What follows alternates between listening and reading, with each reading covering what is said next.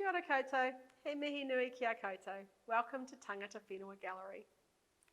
We're here to talk about Whakairo or Maori carving. Whakairo came to Aotearoa from other parts of the Pacific when it was brought here by Polynesian travellers around 800 years ago. When they arrived, they found really different plants and animals and a different climate, and so they had to adapt to the new place they found themselves in. Whakairo developed to be a very unique style in Aotearoa. It's quite different from other parts of the Pacific. So we're going to talk about Whakairo in relation to storytelling. And we're going to talk a wee bit about this Potoko manawa here. This is from the Taupo region of the North Island. A Potoko manawa is found directly inside the front door of a wharenui or meeting house, and it holds up the roof by supporting the ridgepole of the house. So when we look at a wharenui, we're actually looking at the body of an ancestor. The different parts of the house represent different parts of that ancestor's body, and the Potoko manawa represents the heart of the house. So some of you will have already recognised these two characters that we have here in this Potoko manawa, Raki Nui and Papa Tuanuku, sometimes called Raki and Papa, and in the northern dialects referred to as Rangi and Papa. These are the original parents in Māori storytelling, and there are lots of different stories about them from different parts of the country. You may have heard a version of this story yourself. I'm going to tell you a version of the story from the North Island, but it's really important to remember there are lots of different versions of these stories from different parts of Aotearoa. So you might know a slightly different version. After we've talked about the story, I'm going to have a look at the carving and some of the clues that we see that would remind us of that story if we knew it already. Raki Nui and Papa Tuanuku are the original parents, and they loved each other very much. They loved each other so much that all they wanted to do was just awhi or hug each other all the time. And so between their bodies, their children were born. And as their children grew, there wasn't a lot of space or light for them to see by. The children became hoha or frustrated. They really wanted more space and light so they could do the things they wanted to do. And so eventually, most of the brothers decided they were going to separate their parents. Now there was one brother who didn't like this idea, and his name was Tawhirimatea. He thought it was rude and disrespectful to push their parents apart, so he wasn't involved.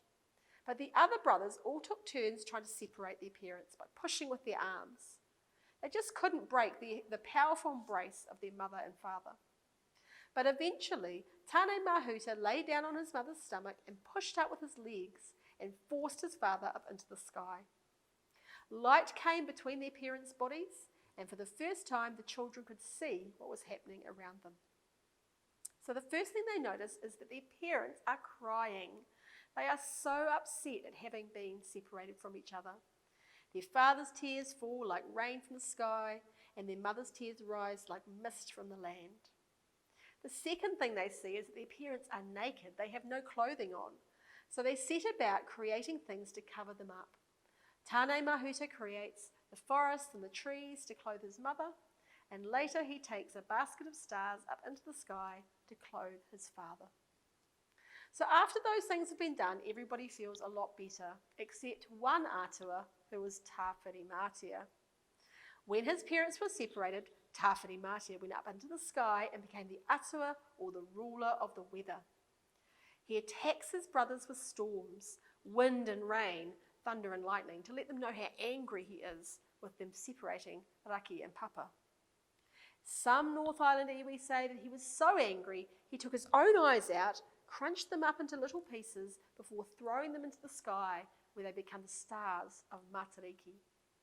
And even to this day, we only have to look out the window to see what kind of mood Tawhirimatea is in.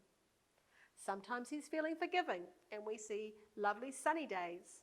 Other times, he feels angry again. He remembers what happened, and he attacks us with storms once more. So, if we look at the carving, we can see some reminders of that story. We have two figures who are hugging each other. We can see there's not a lot of room in between their bodies for their children. We can also see from their faces that they love each other. There's a lot of care in the way they are regarding or looking at each other. And we can see from the tāmoko, from the facial tattoos, that they a man, raki nui, and a woman, papa tūnuku. Those tā moko also show us that they were well respected in Māori society. Some people might see other clues that maybe the carver didn't intend. Often children will say that they think these carved parts here look like the wind or the trees, things from nature that remind them of the story as well.